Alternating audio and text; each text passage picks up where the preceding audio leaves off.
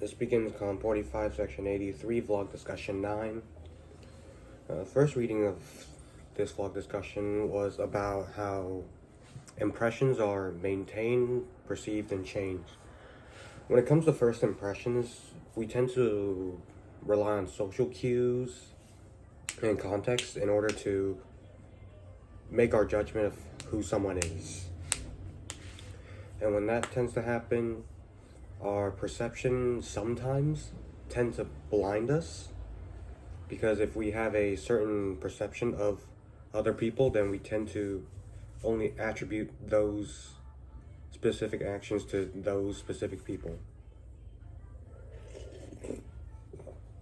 And the text especially mentions teens who fight an ongoing battle of identity as they're trying to grow up and figure out who they want to be in life and how they want to present themselves. But that's not to say that impressions aren't complex. Impressions are very complex, and even like small things down to the way you stand up, the way you sit down, the way you talk, and even how you pronounce certain words. Even the smallest minute details can affect how someone perceives you, and this works both ways. When it comes to emotionally intelligent people, even the smallest details can lead to us making very, I want to say, complicated assumptions about them.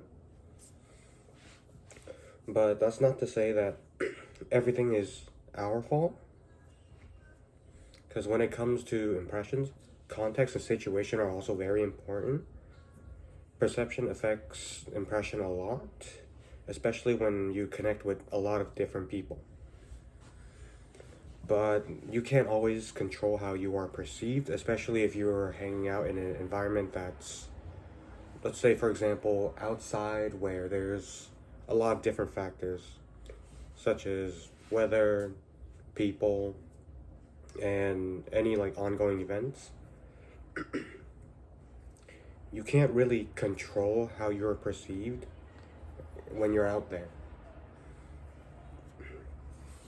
And when it comes to other people, let's say your friends, if you are not a socially active person, like the example they used in the reading, then you can't exactly control how you're perceived when your friends are socially active people. So all in all, we cannot be careful about how we are perceived if others are not careful about how we are perceived. The second reading was about the rise of like raunchy culture and vulgar culture. And all I really have to say to this is the rise of change of pop culture has shifted perception on these topics, normalizing them. And I've definitely seen that a lot, especially since I frequent Twitter and YouTube often. These type of raunchy topics have definitely increased in popularity over the last decade. Because I remember as a kid, these types of topics were considered taboo and not something normal people should be talking about. But now when I go out and meet people, especially the new friends I've made in university here, they're not very shy about these topics, and they're willing to discuss topics or topics related to this very comfortably. And that's not to say I'm not comfortable with those topics either. But the second reading kind of put a question in my head, and it's, what is like the ultimate goal of feminism? Is it to achieve equality, or is it the right to self-expression? At some point I considered maybe it would be both, but that would kind of be self-contradictory. But all in all, the reading talks about how culture has evolved, and everything that's once regarded as vulgar and sexual have become normalized and sometimes even celebrated as an act of liberation. Lastly, the last reading talks about trans representation in online media. Transgender characterization in media has been very few and far between, especially 2 decades ago, when the topic of transgender has started to hit mainstream, but not super popular yet. the little representation that transgender people had in the media weren't exactly helpful representations, and as a result, those representations have become either non-impactful or, worst case scenario, harmful to how people perceive trans people.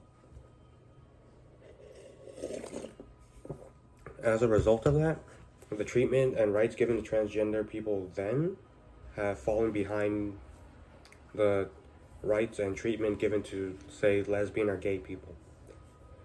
But in the bigger picture, in my opinion, or not in my opinion, but like the general consensus is that transgender people are just the same as any other person. They have emotions, depth, character, and relationships. And this has been represented in some more complex transgender media, which is nice. Although it's a little rough because American media is very radical, but at the same time it's also very conservative. So the idea of transgender has been heavily scrutinized by conservative media, especially in the past couple decades. But in the end, as the trans right movement continues, more and more media coverage will exist for trans media. And like many other movements, such as BLM and civil rights and all that, it will draw attention to the transgender people and allow them to speak on their struggles to the main media. That's all, and happy Thanksgiving.